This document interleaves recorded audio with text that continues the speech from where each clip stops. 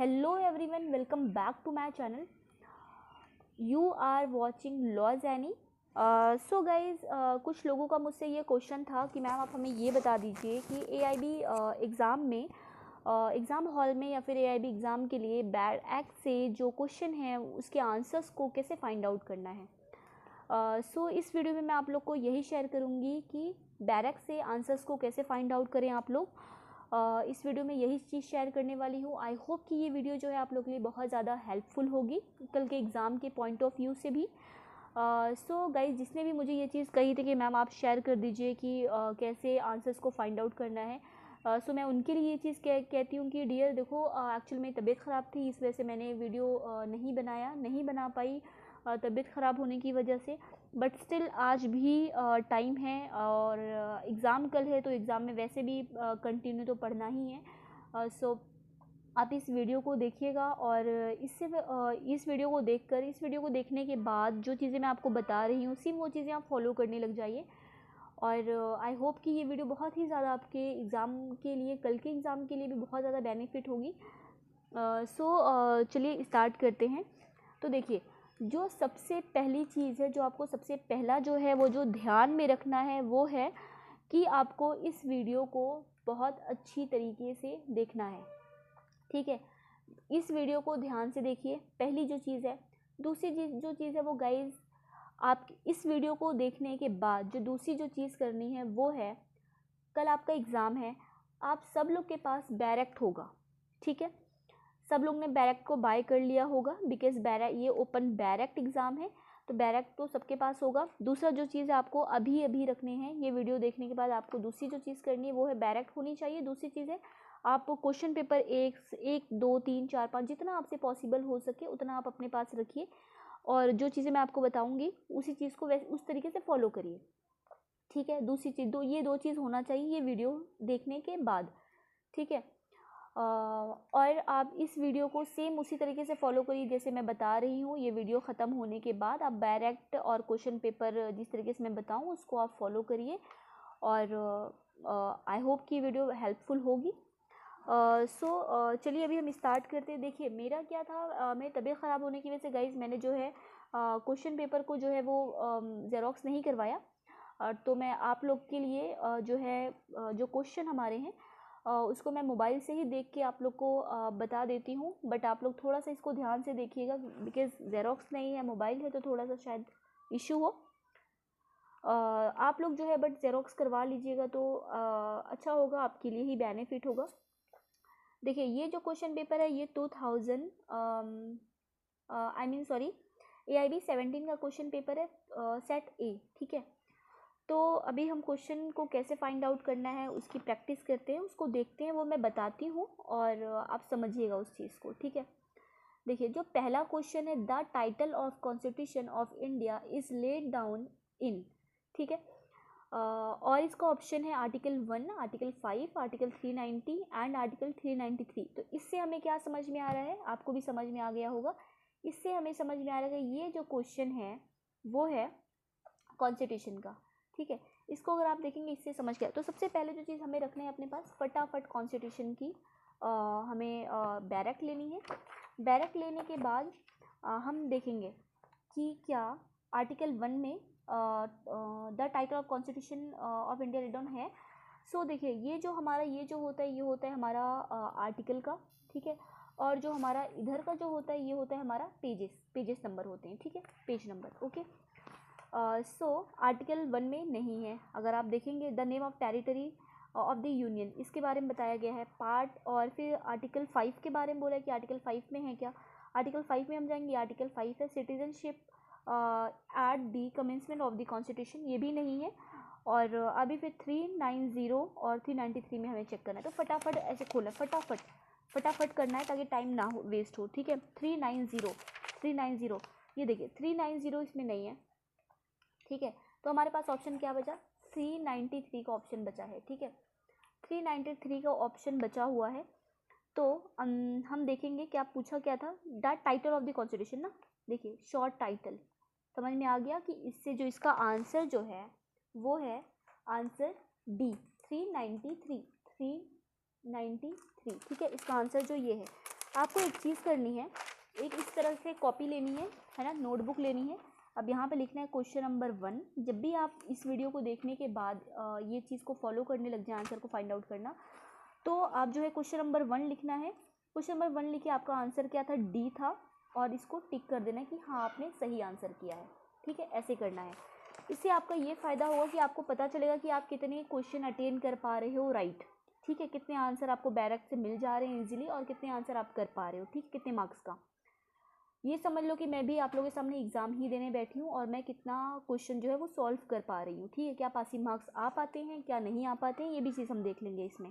ठीक है, इससे आप लोग को भी क्लियर हो जाएगा। अभी हम क्वेश्चन नंबर 2 पे चलते हैं। कॉन्स्टिट्यूशनल प्रोविज़न फंडामेंटल राइट, इससे भी समझ में आ रहा है कि ये क्वेश्चन किसका है, कॉन्स्टिट्यूशन का है। इससे वर्ड से ही समझ में आ गया। पार्ट 1, पार्ट 2, पार्ट 3, पार्ट 4 में हमें जाके देखना है कि फंडामेंटल राइट्स किस पार्ट में दिया हुआ है। तो देखिए, हमको फटाफट बैरक जो है हमको ऐसे इस तरीके फटाफट ओपन करना है। पार्ट 1 में जाना है। पार्ट 1 देखिए यूनियन के बारे में है। पार्ट 2 जो है वो सिटीज़न है। पार्ट थ्री ये देखिए, पार्ट 3 जो है वो फंडामेंटल राइट। अब इसमें भी क्या बोला है, पार्ट 3 जो है वो फंडामेंटल राइट है। ठीक है, तो इसका आंसर क्या हुआ गाइस, इसका आंसर हुआ सी। ठीक है, क्वेश्चन नंबर 2 का आंसर हुआ सी। तो बस इस तरीके से आपको क्वेश्चन 2 लिखना है। ठीक है, इसका आंसर सी है, इस तरीके से टिक कर देना है ना। 2 क्वेश्चन आपके सही हो गए। फिर क्वेश्चन नंबर हम 3 में जाएंगे। देखिए, ये क्वेश्चन जो है बहुत बेसिक है। By which of the following amendment of the act of the 1985 anti deduction of the, देखिए पढ़ लीजिए पूरा, 51, 52, 53 कॉन्स्टिट्यूशन। तो इसका देखिए बहुत बेसिक क्वेश्चन है, ये आप सब लोग को पता है कि इसका आंसर जो है वो 52 है। ठीक है, तो क्वेश्चन नंबर 3 में इस तरीके से आप लिखते जाइए। क्वेश्चन 3 का आंसर जो है वो है बी। ठीक है, 3 आंसर हो गया हमारा। क्वेश्चन नंबर 4 में जाएंगे। अच्छा देखिए, ये गाइस इसी ऑप्शन से समझ में आ रहा है कि ये केस है। ऑप्शन सही है ना, ऑप्शन से अगर आप देखेंगे तो ये समझ में आ रहा है क्या, केस है। ठीक है, सो अच्छा ये देखिए, मोबाइल में बहुत अच्छे से समझ में नहीं आ रहा है, बट आप जो है ना अपने पास पेपर रखिएगा तो आपको समझ में अच्छी तरीके से आएगा। क्वेश्चन पेपर रखिएगा। ठीक है।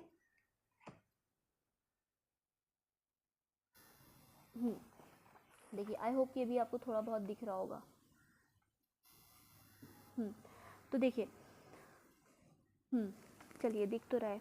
विच ऑफ दी देख which one of the following cases supreme court decide. देखिए, इससे भी समझ में आ रहा है कि ये आर्टिकल 13 क्लॉज 2 का है, बट ये जो है बैरक में आपको कुछ आंसर जो है नहीं मिलेंगे। इसका आंसर मुझे भी पता है और कुछ लोगों को भी पता होगा, तो इसका आंसर जो है वो डी है। तो आप बस इस तरीके से आप क्वेश्चन 4 डालिए, क्वेश्चन 4 आंसर डी, टिक। ठीक है, अब करते जाइए, देखिए आपका सॉल्व भी होते रहेगा, प्रैक्टिस भी होती रहेगी, सब होते रहेगा। ठीक है, फिर क्वेश्चन नंबर 5 में हम चलते हैं। Question number 5, uniform civil code in India is. अब देखिए, इससे हमें समझ में आ रहा है कि सब्जेक्ट क्या है ना। सिविल कोड से हमें सब्जेक्ट समझ में आ रहा है, बट हम पूरी बैरक से हम कितना ढूंढेंगे, क्योंकि इसमें सेक्शन आर्टिकल कुछ दिया हुआ नहीं है, तो हम कैसे ढूंढेंगे, तो हम ढूंढ नहीं सकते। तो अगर आपको नहीं आ रहा है, इसका आंसर पता नहीं है, तो आप इसको छोड़ के आगे बढ़ जाइए। उसी पे रुके मत रहिए, बिकॉज आपका टाइम वेस्ट होगा। रुकना नहीं है, उसको आगे बढ़ जाना है छोड़कर। बट इसका आंसर मुझे पता है, तो मैं आंसर दूंगी। इसका आंसर जो है वो होगा directive principle of state policy. ठीक है, इसका आंसर बी होगा, 5 का बी। क्वेश्चन नंबर 5 का बी। ठीक है, क्वेश्चन नंबर 5 का आंसर बी होगा। उसके बाद हम चलते हैं क्वेश्चन नंबर 6 पे। ये देखिए, 6 भी समझ में आ रहा है कि ये किसके आर्टिकल किस कॉन्स्टिट्यूशन में आता है, तो आर्टिकल किस में है, आर्टिकल 16। आर्टिकल 16 में आप फटाफट चले जाइए, आर्टिकल 16। ठीक है, ये देखिए आर्टिकल 16 यही है, इक्वल अपॉर्चुनिटी बेटर। अच्छा, कुछ क्वेश्चन जो है वो हेडिंग से ही, अभी जैसे कि मैंने आपको बताया हुआ था। ये क्या हो गया, हाँ क्लियर नहीं आती है यार वीडियो। ओके, सो ये देखिए, क्वेश्चन नंबर जो 16 है, equality of opportunity in matter of public employment. So guys, आप देख सकते हैं कि ये जो आर्टिकल 16 है, ये पूरा इस तरीके से हेडिंग में पूरा इसका नहीं आंसर है। तो अब इसको क्या करना पड़ेगा, इसके आंसर्स को ढूंढने के लिए आपको जाना पड़ेगा किसमें, अंदर से पढ़ना पड़ेगा पूरा। ठीक है, इसको पढ़ना, इसको पेज नंबर से आप जाइए, पेज नंबर से आपको इजी पड़ेगा। फटाफट पेज नंबर 6 पे चले जाइए, 6 फटाफट 6 पे। देखिए, इस तरीके से ओपन करिए इसको, 6। ठीक है, अब देखिए इससे इसका ऑप्शन क्या है, रिलीजन, रेस, कास्ट, है ना, सेक्स और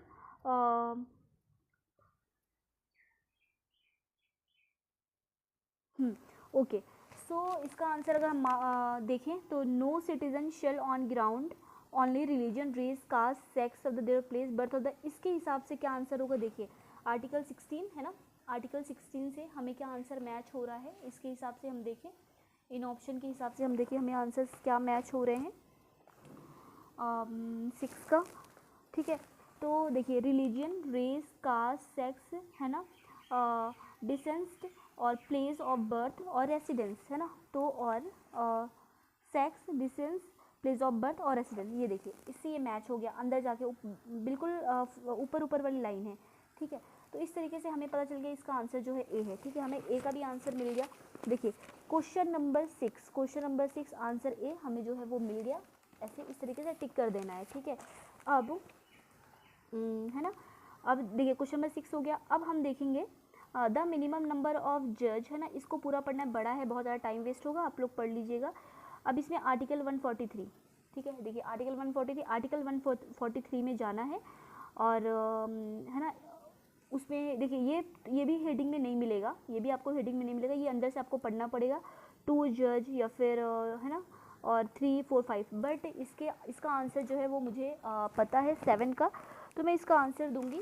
बट आप लोग को नहीं पता है अगर, तो आप लोग ज़्यादा टाइम वेस्ट नहीं करना है, आपको जो है वो आगे बढ़ जाना है। इसका आंसर जो होगा वो डी होगा, ठीक है, इसका आंसर जी है क्योंकि 5 जज, ठीक है, 5। सो एक चीज़ है गाइज, अगर देखिए जो क्वेश्चन आपको नहीं आ रहा है ना, उससे उस क्वेश्चन को छोड़ के आपको आगे बढ़ जाना है, ज़्यादा टाइम वेस्ट नहीं करना है, बिकॉज टाइम वेस्ट बहुत ज़्यादा हो जाएगा, तो आपको आगे बढ़ जाना छोड़ देना है, जो आ रहा है वो ठीक है। उसके बाद फिर देखिए अकॉर्डिंग टू आर्टिकल 300A, अब देखिए इससे ही समझ में आ रहा है ये किस सब्जेक्ट का है, कॉन्स्टिट्यूशन का है। आर्टिकल 300A बोला है, फटाफट आप कॉन्स्टिट्यूशन में 300A में चले जाइए, फटाफट 300A ऐसे बोलते रहना है, 300A, ओके, जस्ट 1 सेकेंड। देखिए 300A में क्या है, पर्सन, और यहाँ पे क्या है, पर्सन है, सिटीजन है, और ऑप्शन में फॉरेनर, इंडियन, ठीक है। तो ना तो इधर फॉरेनर है, ना तो इधर सिटीजन है ना, और ना तो इधर इंडियन है, इधर क्या है, पर्सन है, इधर देखिए, है ना, ये आंसर इधर देखिए आप, इधर क्या है, पर्सन है, पर्सन। तो ये 300A में जो है 300A, ये जो है 300A में क्या है, पर्सन है। क्वेश्चन नंबर क्या था, 8 था, तो इसका आंसर जो होगा वो हमारा होगा ए, ठीक है। तो इस तरीके से आपको जो है क्वेश्चन नंबर 8 में आंसर है। अच्छा, ये बार बार अभी मैं नहीं लिखूँगी, ये वीडियो बहुत लंबी हो जाएगी, बहुत ही लंबी, सो इस वजह से आप लोग जो है इस तरीके से ही करिएगा। अभी मैंने बस एग्जांपल के लिए इतना सा करके दिखा दिया है, आप जब सॉल्व करिएगा तो आप इस तरह से फॉलो करिएगा, ठीक है। सो अभी मैं फटाफट करती हूँ आगे। तो इसका आंसर हमें मिल गया। उसके बाद फिर हम चलते हैं क्वेश्चन नंबर 9 में। क्वेश्चन नंबर 9 में देखिए, the following is not law according to article 13 in Indian constitution. इससे भी समझ में आ रहा है कि ये इंडियन कॉन्स्टिट्यूशन का क्वेश्चन है, क्वेश्चन नंबर 9, ठीक है। तो rule, by law, custom, usage, none of the above, ठीक है। हम आर्टिकल 13 में जाएंगे, देखते हैं, ठीक है, आर्टिकल 13 में जाना है, बिकॉज इधर देखो लिखा हुआ है आर्टिकल 13, ठीक है, आर्टिकल 13 में जाएंगे। आर्टिकल 13 क्या है, ठीक है। क्वेश्चन नंबर कितने थे हमारे, 9, ठीक है। तो लॉ दे 13 में तो ऐसा कुछ भी नहीं है, लॉ इनकंसिस्ट विद ऑफ द ये derogation of the fundamental rights, ठीक है। सो नहीं है, इसका आंसर नहीं, तो इसका आंसर जो क्या होगा, नन ऑफ दी अबव, ना बाय लॉ है, ना रूल है, ना कस्टम यूसेज है, कस्टम और यूसेज भी नहीं, क्या है, नन ऑफ दी अबव, तो इसका आंसर डी होगा। बट अगर आपको आंसर नहीं पता है तो आपको ज़्यादा टाइम नहीं लगाना है बैरक से आंसर को फाइंड आउट करने की, आपको फटाफट जो है वो आगे बढ़ जाना है, ठीक है। अभी हम चलते हैं क्वेश्चन नंबर कितना, which of the following detail union list, state list and concurrent list of the constitution, schedule 7, schedule 10, ठीक है। ऑप्शन आप देख लीजिए, बिकॉज बहुत ज़्यादा वीडियो लंबी हो रही है, और आप देख लीजिए। तो हम सबसे पहले क्या करेंगे, हमें जाना है the following of the constitution में ही जाना है। देखिए कॉन्स्टिट्यूशन का ही सब्जेक्ट है, अब शेड्यूल में हमें जाना है, पहले हम शेड्यूल 7 में जाते हैं, पहले शेड्यूल 7 में जाके हम देखते हैं। ठीक है, देखिए शेड्यूल तो हमें इधर साइड मिलेगा। देखिए शेड्यूल 7, ये रहा हमारा शेड्यूल, ये रहा हमारा शेड्यूल 7। शेड्यूल 7 में ऑप्शन क्या था, क्या पूछा यहाँ पे कि यूनियन लिस्ट स्टेट। देखिए मोबाइल से बहुत प्रॉब्लम हो रही है। देखिए शेड्यूल लिस्ट, यूनियन लिस्ट हो गया, स्टेट लिस्ट हो गया, कॉन्करेंट लिस्ट हो गया। ठीक है, तो शेड्यूल 7 में ही है। ये देखिए शेड्यूल 7 में हम गए, शेड्यूल 7 में हमें मिल गया।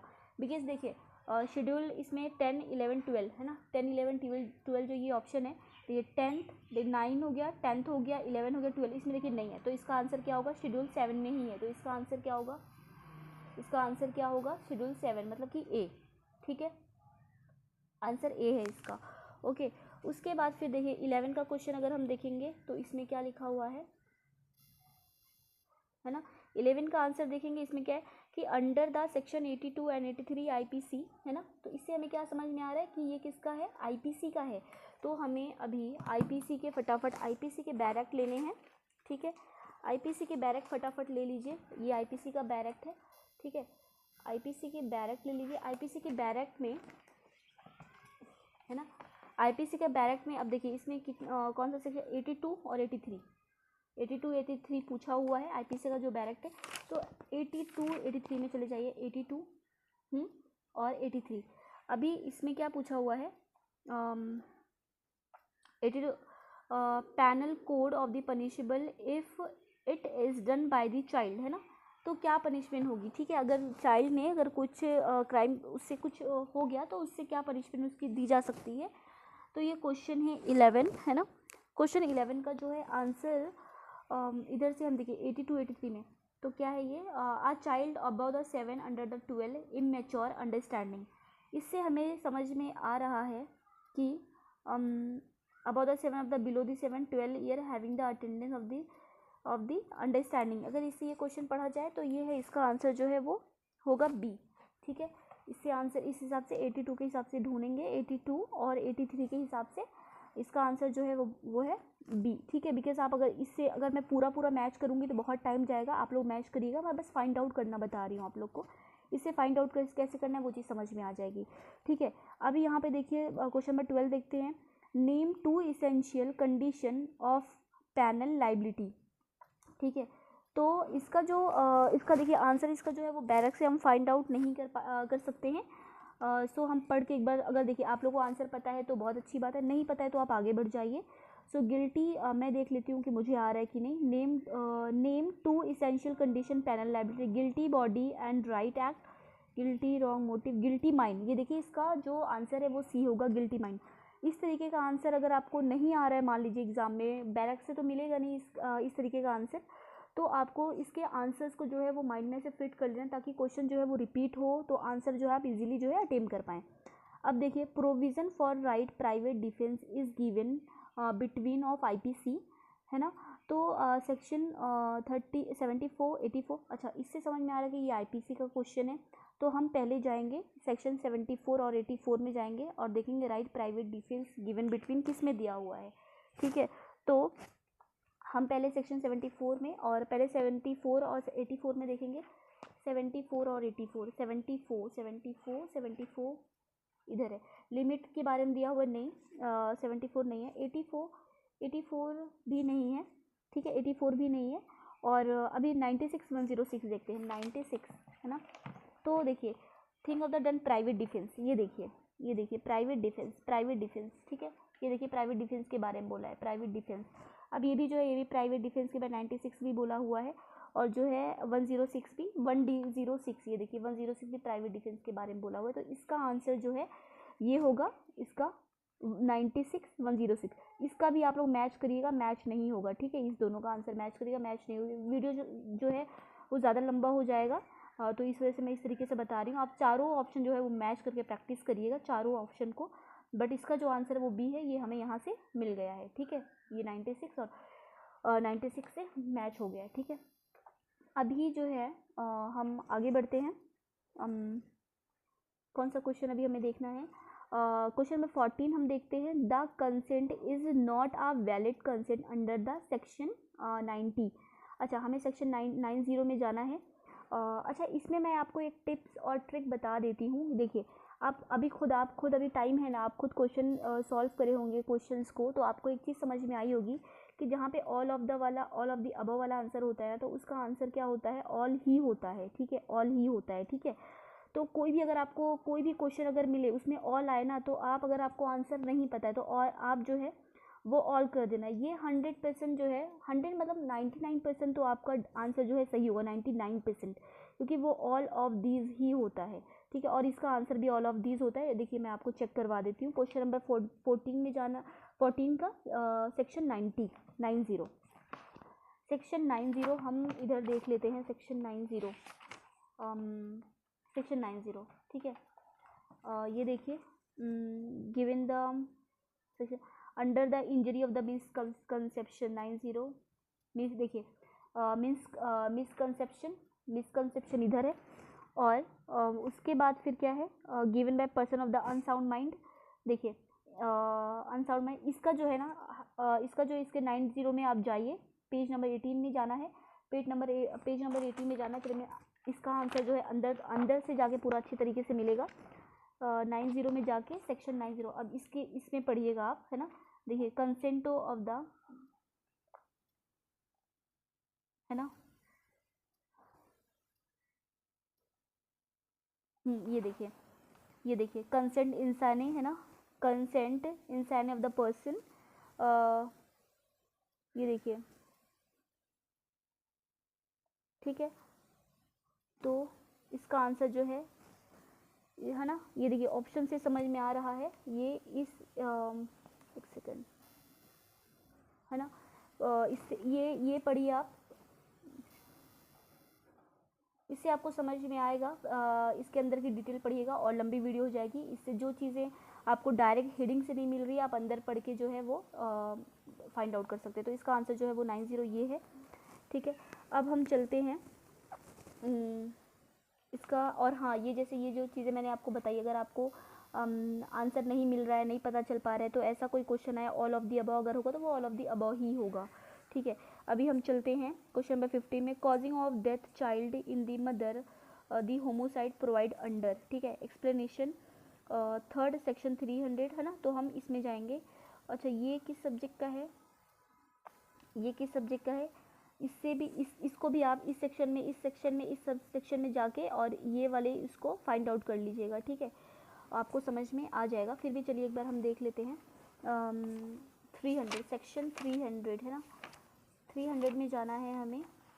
ठीक है, 300 मर्डर, 300 तो जो है देखिए वो मर्डर का है। ठीक है, 300 जो है वो मर्डर का है, और तो और 299 कैपेबल होमोसाइड का है, कल्पेबल होमोसाइड का है, और उसके बाद फिर 15, ठीक है, कल्पेबल होमोसाइड का है, और ये 299, और फिर 301 क्या चीज़ का है, culpable homicide causing of the person other person. ठीक है, चाइल्ड ऑफ द, नहीं, ये अदर पर्सन का नहीं है। और फिर 302, तो ये हमारा आंसर क्या है, 299 का है। ठीक है, हमारा आंसर कल्पेबल होमोसाइड है 299, मतलब कि हमारा आंसर जो है बी है। 15 का जो हमारा आंसर है वो है बी। ठीक है, और देखिए इससे भी आईपीसी इधर दिया हुआ है, इससे भी हमें क्या समझ में आ रहा है कि ये आईपीसी का क्वेश्चन है। ठीक है, इधर क्या है, आईपीसी क्वेश्चन नंबर 16 की हम बात कर रहे हैं। आईपीसी दिया हुआ है, इससे आईपीसी के सब्जेक्ट में जाना है। ये भी हेडिंग में आपको नहीं मिलेगा, क्योंकि थोड़ा सा डिटेल में पढ़ना पड़ता है, तो ये भी आपको हेडिंग में नहीं मिलेगा। ठीक है, जस्ट 1 सेकेंड, हाँ, इसको भी हेडिंग में नहीं मिलेगा, इसको अंदर जाके पढ़ना पड़ेगा, इसको पढ़ के आपको देखना पड़ेगा कि कितना है। बट इसका आंसर आपको पता है, अगर आपको नहीं पढ़ने में ज़्यादा टाइम लग रहा है तो आप इसको छोड़ दीजिए। ठीक है, और बट इसका आंसर मुझे पता है, इसका आंसर जो है वो है 2 ईयर। आप इसको सॉल्व करिएगा, माइंड में रखते जाइएगा, जैसे मैंने आपको बताया। देखिए इसका इसमें भी देखिए सेक्शन नहीं दिया हुआ है, तो बट ये आईपीसी का क्वेश्चन है, सेक्शन नहीं दिया है तो आपको मिलेगा नहीं।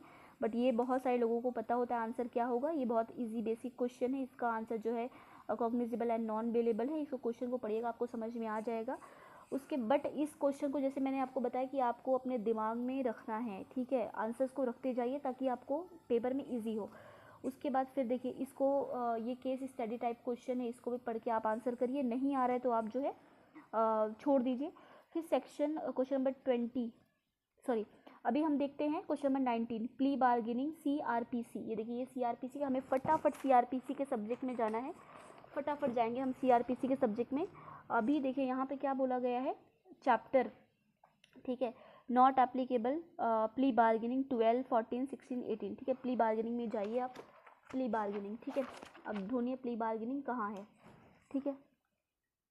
प्ली इस चैप्टर में जाना है आपको, ठीक है। जस्ट 1 सेकेंड, फटाफट जाते हैं हम।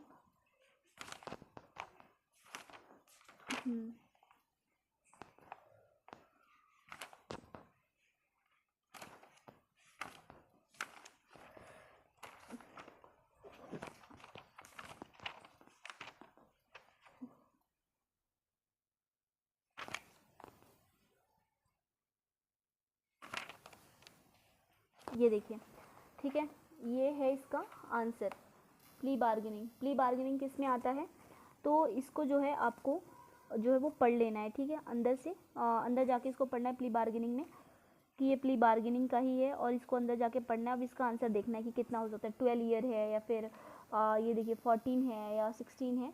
तो इसको अंदर जाइए और पेज नंबर 115 पे जाइए फटाफट। 115 में जाना है और प्ली बार्गेनिंग का पढ़ना है ना। 115 प्ली बार्गेनिंग है ना, प्ली बार्गेनिंग। देखिए प्ली बार्गेनिंग का आ गया, अब इसको पढ़ना है। इसमें दिस चैप्टर ये पूरा आप पढ़िए, और पढ़ के इसमें से आपको आंसर जो है वो मिलेगा, 12 ईयर, 14 ईयर, और जितने भी इसमें दिए हुए हैं सारी चीज़ें आप पढ़िए, और इसको समझ में मिले तो ठीक है, नहीं मिले तो आप आगे बढ़ जाइएगा, वैसे मिल जाता है। और बट इसका आंसर जो मुझे पता है वो होगा 14 ईयर, है ना। आप इसमें से फाइंड आउट करिएगा, आपको इधर से ही मिल जाएगा, क्योंकि वो हेडिंग से नहीं मिलेगा, तो आपको इधर से मिलेगा, ठीक है। इसमें से आप फटाफट पढ़ना है, फटाफट पढ़ के इसको आंसर फाइंड आउट करना है। बट इसका आंसर मैं आपको ऐसे बता देती हूँ, इसका आंसर जो है वो B है, ठीक है, 14 ईयर। ओके, अब देखिए ये केस है, ये केस भी आपको जो है वो नहीं मिलेगा। ये आपको जो है वो केस नहीं मिलेगा। इसको भी जो आप इस केस को अपने माइंड में रखिएगा अच्छी तरीके से, इस केस को अच्छे से माइंड में रखिए और याद कर लीजिएगा, अगर एग्ज़ाम में आ रहा है तो आप आंसर को अटेंड कर पाएँ। फिर 21 देखते हैं, who has power of the summary trial case, ठीक है। जैसे कि मैंने आपको अभी लास्ट वाले क्वेश्चन में एक ऑल ऑफ दी अबव वाला, देखिए ये दूसरा है, ये भी ऑल ऑफ दी अबव ही टिक कर दीजिए। अगर आपको नहीं पता ना तो ऑल ऑफ दी अबव ही टिक कर दीजिएगा, बिकॉज इसका जो आंसर जो होता है ना, mostly all of the above, all of the these, है ना, ऑल ऑफ दीज यही होता है। बट इसका सच में रियल में ही आंसर जो है वो डी ही है, ऑल ऑफ दीज ही है। और अगर आपको आए तो अच्छी बात है, नहीं आए तो ये डी पे ही टिक करना है। ये एक आपकी ट्रिक हो गई, टिप्स हो गई, ठीक है। अभी क्वेश्चन नंबर हम 22 पे चलते हैं। गाइज वीडियो बहुत ज़्यादा हो रही है। Which section deal with process compel of the criminal procedure code 1973 61 to 90, और इस सेक्शन में जाके आपको ये चीज़ें चेक करनी है, ठीक है। क्रिमिनल प्रोसीजर 61 to 90 में पहले हम चेक करते हैं क्वेश्चन नंबर कितना है, question number 22, question number 22 61 to 90 में हम देखते हैं, ठीक है। पहले 61 to 90, 61 to 90 फटाफट देखना है, बिल्कुल फटाफट। 62 क्या है, 61 to 90, 61 देखिए, फ्रॉम प्रोसेस कंपेल अपीयरेंस, ये देखिए प्रोसेस कंपेल अपीयरेंस, ये देखिए 61 से लेके ये हमारा कितना है 92 तक है, 90 तक, सॉरी 90 तक है ये हमारा। ये देखिए इधर देखिएगा, इधर 90 तक हमारा ये है, ठीक है। तो आंसर इसका भी हमें मिल गया इजीली, ठीक है, इसका भी आंसर हमें मिल गया। अभी हम चलते हैं, ये इस तरीके का आंसर हमें बैरक से नहीं मिलेगा, तो आप फाइंड आउट करने की कोशिश भी ना करें इसको। अगर आ रहा है तो अटेंड करें, नहीं आ रहा है तो छोड़ दें। ये भी नहीं मिलेगा, ये भी बैरक से छोड़ दें। आ रहा है तो अच्छी बात है, नहीं आ रहा है छोड़ दें। ये भी नहीं मिलेगा बिकॉज इसमें सेक्शन वगैरह नहीं है, ठीक है। और ये वाला जो है आपको मिलेगा, ये CRPC में 160 में जाना है ना, 26 का। सो गाइस चलिए मैं वीडियो यहीं एंड करती हूँ। अगर आप लोग को जो है अगर पार्ट 2 चाहिए तो आप मुझे ज़रूर बताइएगा, या फिर मैं पार्ट 2 अपलोड कर देती हूँ। पार्ट 2 चाहिए तो अपलोड ज़रूर बताइए, क्योंकि वीडियो बहुत लंबी हो रही है, ठीक है। सो आप मुझे कमेंट करके बताइए कि मैं पार्ट 2 बना दूँ फटाफट आपके लिए, और आप प्रैक्टिस कर लीजिए। थैंक यू सो मच, मिलते हैं नेक्स्ट वीडियो में। और पार्ट 2 चाहिए तो प्लीज़ ज़रूर कमेंट करिए, ठीक है। Thank you so much.